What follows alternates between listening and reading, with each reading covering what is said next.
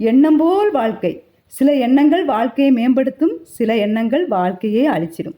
அது மாதிரி வாழ்க்கையை அழிக்கும் சக்தி படைத்த ஒரு எண்ணத்தை பற்றி தான் இந்த கதை மூலமாக பார்க்க போகிறோம். இது எகிப்திய அரசியை பற்றிய ஒரு கற்பனை கதை. இந்த கதையை சொல்ல போகிறது நான் Yashoda. Welcome to our rocking lifestyle. பண்டைய எகிப்து நாட்டை ஒரு பார்கோன் ஆட்சி செஞ்சுட்டு வந்தார். அந்த பார்கோன் நிர்வாக திறமை உடையவராக இருந்தார். எகிப்திய ராஜாக்களை தான் பார்கோன்னு சொல்லுவாங்க, நான் ராஜானே சொல்லிடுறேன். அந்த எகிப்திய ராஜா நிர்வாக திறமை உடையவராக இருந்தார். அதனாலேயே அவரோட ஆட்சியில் நாடு செல்வ செழிப்போடு இருந்துச்சு. இப்படி இருக்க அந்த ராஜாவுக்கு ஒரு நண்பன். அவர் மந்திர தந்திரங்கள் மேலேயும் சூனியத்து மேலேயும் ஆர்வம் கொண்ட நண்பன். ஆனால் அந்த எகிப்திய சட்டம் பார்த்திங்கன்னா சூனியம் மந்திர தந்திரம் இதுக்கெல்லாம் எதிராக இருந்துச்சு. அந்த நாட்டில் யாரும் மந்திர தந்திரங்களில் ஈடுபடக்கூடாது, சூனியத்தில் ஈடுபடவே கூடாது. இப்படி இருக்க தன்னுடைய நண்பனுக்கு அறிவுரை சொல்லி பார்த்தாரு ராஜா. ஆனால் நாட்கள் செல்ல செல்ல தானே மந்திர தந்திரங்களுக்கும் சூனியத்துக்கும் அடிமையாகி போனார். ராஜாவுக்கே மந்திரத்து மேலேயும் சூனியத்து மேலேயும் ஆர்வம் வந்துடுச்சு. ஆனால் நாட்டு சட்டம் தான் இதுக்கெல்லாம் எதிராக இருக்கே. அதனால ரகசியமாக தன் வேலைகளை ராஜா வச்சுக்கிட்டாரு. யாருக்கும் தெரியாமல் ஒரு ரகசிய இடத்துல மட்டும்தான் மந்திர தந்திர செயல்பாடுகளை செஞ்சார். ஆனால் எவ்வளவு நாட்களுக்கு தான் இது மாதிரி விஷயங்களை ரகசியமாக வச்சுக்கிறது? ஒரு நாள் இந்த ராஜாவுக்கான ரகசியம் வெளிப்படுவதற்கான காலம் வந்துச்சு. அவருடைய அறையை சுத்தம் செய்த போது அங்கிருந்த மந்திர தந்திரங்களுக்கான பொருட்களை கண்டெடுக்கிறா பணிப்பெண் ஒருத்தி. அந்த பணிப்பெண் ரொம்ப சாமர்த்தியமானவ. அதை பார்த்த உடனே கத்தவோ கூச்சல் போடவோ எதுவும் இல்லை. ரகசியமாக இந்த தகவலை ராஜகுரு கிட்ட வந்து சொல்கிறா. ராஜகுருவும் நம்பிக்கையானவங்களை வச்சு ஒரு ஆலோசனை கூட்டத்தை கூட்டுறாரு. இப்போ அந்த பணிப்பெண் சொல்லிட்டா அப்படிங்கிற ஒரே காரணத்துக்காக ராஜாவை சந்தேகப்பட முடியாது இல்லையா? சாட்சி வேணும், நிரூபணம் வேணும். அதனால அவங்க ரகசிய ஒற்றர்களை நியமிக்கிறாங்க. ராஜாவை 24 மணி நேரமும் கண்காணிக்க சொல்கிறாங்க. அப்படி அந்த ஒற்றர்கள் 24 மணி நேரமும் ராஜாவை கண்காணிக்க தனது மந்திரங்கள் செய்யும்போது பிடிபடுறாரு ராஜா. அந்த தகவல் ஆலோசனை கூட்டத்தில் உறுதி செய்யப்படுது. இப்போ வேற யாராவது தப்பு செஞ்சால் ராஜா கிட்ட போகலாம், ராஜாவே தப்பு செஞ்சால் யாருக்கிட்ட போக முடியும்? அதுவும் இந்த மாதிரி மந்திர தந்திரங்களில் ஈடுபடுறவங்கள பேசி திருத்த முடியுமா என்ன? அப்போ இந்த விஷயத்தை சாதுரியமாக தான் கையாளணும் அப்படின்னு கூட்டத்தில் முடிவாகுது. ராஜாவுக்கு முடிவு கட்டுறது தான் இந்த பிரச்சனைக்கு தீர்வுன்னு ஆலோசனை கூட்டத்தில் முடிவாகுது. ஆலோசனைக்கு மேலே ஆலோசனை, திட்டத்துக்கு மேலே திட்டம். காலம் கனிந்தது. அன்று வழக்கமாக தான் மந்திர தந்திரங்கள் செய்யும் போது ரகசிய அறையிலேயே வைத்து தீர்த்து கட்டப்படுறாரு அரசர். ஆனால் ராணிக்கோ மற்றவங்களுக்கோ இது பற்றி எந்த தகவலும் தெரியாது. யாரோ 4 கொள்ளையர்கள் ராஜாவை கொன்றதாக மட்டும்தான் தகவல். மற்றபடி அவரை பற்றிய எல்லா ரகசியங்களும் மறைக்கப்படுது. அவரது உடல் அடக்கம் நல்லபடியாக முடிந்தது. பொதுவாக எகிப்திய சட்டப்படி அரசருக்கு பின் அவருடைய மகன் தான் ஆட்சிக்கு வரணும். அந்த அரசரோட மகனுக்கோ வெறும் 10 வயசு தான் ஆகியிருந்தது. ஆனாலும் அவனையே அடுத்த பார்கோனாவாக ஆக்குறாங்க.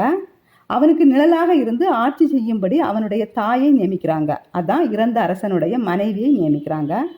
அந்த அரசியோட பெயர் தான் நியூபியா. நியூபியா ரொம்ப புத்திசாலியான பெண். தன்னுடைய கணவரை உயிருக்கு உயிராக நேசித்த பெண்.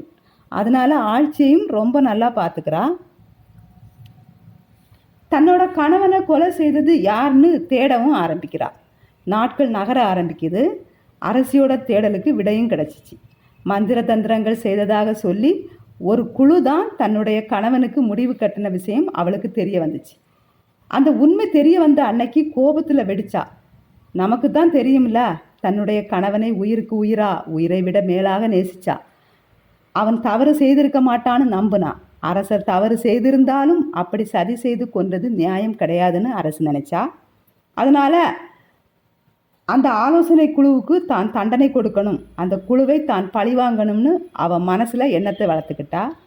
சரி, அவள் அரசி தானே, அவள் கையில் தான் ஆட்சி இருக்குது, அவளோட பையன் தானே அரசன், அப்படின்னா அவங்களுக்கு எளிதாக தண்டனை கொடுத்துடலாமே அப்படின்னு நீங்கள் நினைக்கலாம். ஆனால் அது சாத்தியமே கிடையாது. தண்டனை கொடுக்கணும்னா அரசு நிரூபிக்கணும், இவங்க தான் கொன்னாங்கன்னு நிரூபிக்கணும், தன்னோட கணவர் குற்றமற்றவர்னு நிரூபிக்கணும். இதற்கான சாத்தியங்கள் மிக மிக குறைவாக தான் இருந்துச்சு. அப்படியே இல்லைனாலும் இந்த செய்தி கொஞ்சம் கசிஞ்சா கூட போதும், அந்த ஆலோசனை குழு இவளையும் இவன் மகனையும் கொல்றதுக்கு கூட வாய்ப்பு இருக்குது. இப்படி இருக்க தான் ரொம்ப சாதுரியமாக தான் செயல்படணும் அப்படிங்கிறத நியூபியா உணர்ந்துக்கிறா. சதித்திட்டம் தீட்டியாவது தன் கணவனின் மரணத்துக்கு பழிவாங்கணும்னு சபதம் ஒன்றும் அவளுக்குள்ளே எடுத்துக்கிறா. அந்த சதி திட்டத்தின் ஒரு பகுதி தான் நைல் நதி கரையில் ஒரு பெரிய மாளிகை கட்டுறது. அந்த மாளிகையோட அமைப்பை பார்த்தீங்கன்னா, அதோட ஒரு பகுதி பெரிய தண்ணீர் தொட்டி, இன்னொரு பாதி ஒரு கேளிக்கை அரங்கம். இதில் அந்த தண்ணீர் தொட்டி 90 அடி உயரத்துக்கும் கேளிக்கை அரங்கம் 30 அடி உயரத்துக்கும் தான் இருக்கும். 2 அரங்கத்துக்கும் நடுவில் ஒரு சுவர் உண்டு. அந்த சுவரில் நிறைய தகடுகள் போன்ற அமைப்பு இருந்துச்சு. அந்த தகடு போன்ற அமைப்புகள் மூடித்தான் இருக்கும். ஆனால் ஒருவேளை திறந்தா தொட்டியில் இருக்கிற தண்ணீர் மொத்தமும் வந்து கேளிக்கை அரங்கையே நிறைச்சிரும். அப்படி திறக்கும் போது அந்த அரங்கத்தில் நுழைவு வாயில் மூடப்பட்டு இருந்தால் அங்கிருந்து ஒரு சொட்டு தண்ணீர் கூட வெளியே போக வாய்ப்பே கிடையாது. நுழைவு வாயிலை அடைக்கிறதுக்கும் சரி, தகடுகளை திறக்கிறதுக்கும் சரி, கட்டுப்பாடு அரசியோட கையில் இருந்துச்சு. அரசி நினைத்தபடியே எல்லாம் நடக்குது. விரைவில் அந்த மாளிகை கட்டப்படுது. மாளிகையோட கட்டுப்பாடு, திறவுகோல் எல்லாமே அரசியோட கைக்கு வருது. இனி அடுத்த வேலைகள் சுலபம்தான். அந்த கேளிக்கை அரங்கத்தில் ஒரு விருந்துக்கு ஏற்பாடு செய்யணும். அந்த விருந்துக்கு அரசருக்கு எதிராக சதி செய்தவர்களை மட்டும் அழைக்கணும். அவங்க எல்லாம் விருந்தில் பங்கேற்கும் போது அரசி மட்டும் வெளியில் வந்து நுழைவு வாயிலை மூடி தகடுகளை திறக்கணும். அடுத்த 10 நிமிஷத்தில் தண்ணீர் தொட்டியில் இருந்து தண்ணீர் முழுவதுமாக கேளிக்கை அரங்கை நிறைச்சிரும். கேளிக்கை அரங்கத்தில் அடைப்பட்ட அத்தனை சதிகாரர்களும் மூச்சு முட்டி இறந்து விடுவாங்க. ஆக என்ன ஒரு திட்டம் பார்த்தீங்களா? ஆனால் யோசிச்சு பாருங்க, இந்த திட்டத்தால் மரணம் அடைய போகிறது அந்த ஆலோசனை கூட்டத்து நபர்கள் மட்டுமா? இல்லையே. அன்று அந்த கேளிக்கை அரங்கத்தில் பணிபுரியும் அத்தனை பணியாளர்களும் சேர்ந்து தானே. நடனம் ஆடுறவங்க, இசைக்கிறவங்க, விருந்து பரிமாறினவங்க எல்லோரும் தானே. அவங்கள பற்றி அரசி யோசிச்சாளா என்ன? இல்லை அவங்க இறந்து போகிறத பற்றி தான் யோசிச்சாளா? எதையுமே யோசிக்கலை. அவளுடைய பழிவாங்கும் எண்ணம் யாரையும் பற்றியும் யோசிக்க விடலை. ரத்தம் நாடி நரம்பு முழுவதும் பழிவாங்கும் எண்ணம் மட்டும்தான். அந்த எண்ணம் அவளை யோசிக்கவே விடலை. இப்படி இருக்க விருந்துக்கான நாள் குறிக்கப்படுது. அந்த ஆலோசனை குழுக்கு அழைப்பும் விடுக்கப்படுது. அதாவது அரசுக்கு எதிராக ஒரு குழு அமைச்சு எந்த குழு அரசரை கொலை செஞ்சாங்களோ அந்த குழு உறுப்பினர்களுக்கு மட்டும் அழைப்பு விடுக்கப்படுது. அந்த விருந்தும் நல்லபடியாக தொடங்கிச்சு. விருந்தோட ஆரம்பம் ரொம்ப நல்லா இருந்துச்சு. ஆடல், பாடல், திராட்சை ரசம், உயர்தர உணவுகள் எல்லாம் அருமையாக இருந்துச்சு. விருந்தோட முடிவு பகுதியில் அரசியோட உரையும் தொடங்கிச்சு. அந்த உரையில் அரசி ரொம்ப மென்மையாக பேச ஆரம்பித்தா. எல்லோரும் இந்த நாட்டுக்கு ரொம்ப நல்லது செய்திருக்கீங்க. என்னோட கணவரை கொலை செஞ்சுருக்கீங்க. என்ன செய்ய, என் கணவர் மீது குற்றம் சாட்டு வேற இருக்குது. உங்ககிட்ட அதுக்கான ஆதாரமும் இருக்குது. அப்படி இருக்க என்ன செய்ய முடியும்? சரி, செய்தது செஞ்சாச்சு. எல்லோரும் நிம்மதியாக இருங்க, நிம்மதியாக சாப்பிடுங்க அப்படின்னு உரையை முடிச்சுட்டு அழுதுகிட்டே அந்த அரங்கத்தை விட்டே வெளியே போகிறா. அங்கே இருந்த யாருக்குமே எதுவுமே புரியலை. அரசிக்கு இந்த விஷயம் எல்லாம் தெரியுமா? தெரிஞ்சுக்கிட்டே அமைதியாக இருந்துட்டாளா? இப்படி இன்னும் பல கேள்விகள்.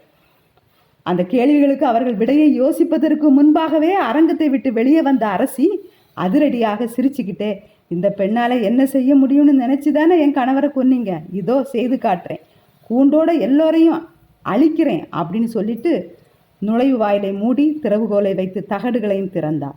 அடுத்த 10 நிமிஷம்தான் அந்த தொட்டியில் இருக்கக்கூடிய நீர் முழுவதுமாக கேளிக்கை அரங்கையே நிரப்பி விட்டது. அடுத்த 1 மணி நேரத்தில் கேளிக்கை அரங்கத்தில் இருந்த அத்தனை உயிரும் பிரிந்து விட்டது. அத்தனை பேருன்னா ஆலோசனை கூட்டத்தில் உறுப்பினர்கள் மட்டுமா? அப்பாவிகளாக எந்த விஷயமும் தெரியாதவங்களும் தான். நடனம் ஆடினவங்க, பாட்டு பாடினவங்க, விருந்து பரிமாறினவங்க, இப்படி எல்லாருமே அரசியோட பழிவாங்கும் எண்ணத்துக்கு இரையாகி போனாங்க. ஆனால் நியூபியா இது எதை பற்றியும் கவலைப்படாமல் பழி தீர்க்கும் எண்ணத்தை முடித்துவிட்டு வெளியேறினார். அரண்மனைக்கு சென்று தன்னோட மகனை ஆற தழுவி விட்டு நிம்மதியாக தூங்கலாம்னு நினச்சா. ஆனால் அரண்மனைக்கு சென்ற நியூபியாவுக்கு ஒரு அதிர்ச்சி காத்திருந்துச்சு. அவளோட மகன் அந்த கேளிக்கை அரங்கத்துக்கோ அந்த விருந்துக்கோ அழைக்கப்படவில்லை. ஆனால் அவனோட பாதுகாப்பு கருதி அரசி அவனை அழைக்கவும் இல்லை. ஆனால் ஒரு விஷயம் பாருங்க, அந்த சிறுவனுக்கோ அங்கே போக ஆசை. அவளுக்கே தெரியாமல் மாறு வேஷத்தில் அந்த விருந்தில் கலந்துக்கிட்டான். இது தெரியாமல் அரசி தன்னோட பழிவாங்கும் படலத்தை நிறைவேற்ற அந்த ஆலோசனை குழுவோடு குழுவாக சேர்ந்து அங்கிருந்த அத்தனை மக்களோடு சேர்ந்து அவனும் இரையானான். இது தெரிந்த அரசி நியூபியா மார்பிலும் தலையும் அடித்து கொண்டாள் என்று, தன்னுடைய பழிவாங்கும் எண்ணம் தனக்கே வினையானது என அவள் வருந்தினாள் என்று இந்த கதை முடிவடைகிறது. இந்த கதை உங்களுக்கும் எனக்கும் ஒரு பெரிய செய்தியை சொல்லுகிறது. என்னன்னா, எண்ணம் போல் வாழ்க்கை. சில எண்ணம் வாழ்க்கையை மேம்படுத்தும், சில எண்ணங்கள் வாழ்க்கையை அழிச்சிரும். அப்படி வாழ்க்கையை அழிக்கக்கூடிய ஒரு எண்ணம் தான் பழிவாங்கும் எண்ணம். நான் ஒத்துக்கிறேன், யாரோ ஒருத்தர் நமக்கு செய்த துரோகமோ, யாரோ ஒருத்தரால் நமக்கு வரக்கூடிய இழப்பும் தான் நமக்கு பழிவாங்கும் உணர்வை தருது. ஆனாலும் இயற்கை பழிவாங்கும் வாய்ப்பை நமக்கு கொடுத்தாலும் நாம் அதை செய்யக்கூடாது. ஏன்னா அந்த எண்ணம் வாழ்வை வளமாக்கக்கூடியது கிடையாது, ஒரு எண்ணம். அதனால் நீங்களும் பழிவாங்கிற எண்ணத்தை மனசில் வச்சுக்காதீங்க. யாராவது பழிவாங்கிற எண்ணத்தை மனசில் வச்சுக்கிட்டு இருந்தால் இந்த கதையை சொல்லிக் கொடுங்க. உங்கள் எண்ணங்கள் உயர்வாகட்டும், உங்கள் வாழ்வும் உயர்வாகட்டும்னு சொல்லி இந்த வீடியோவை முடிச்சுக்கிறேன். தேங்க்யூ.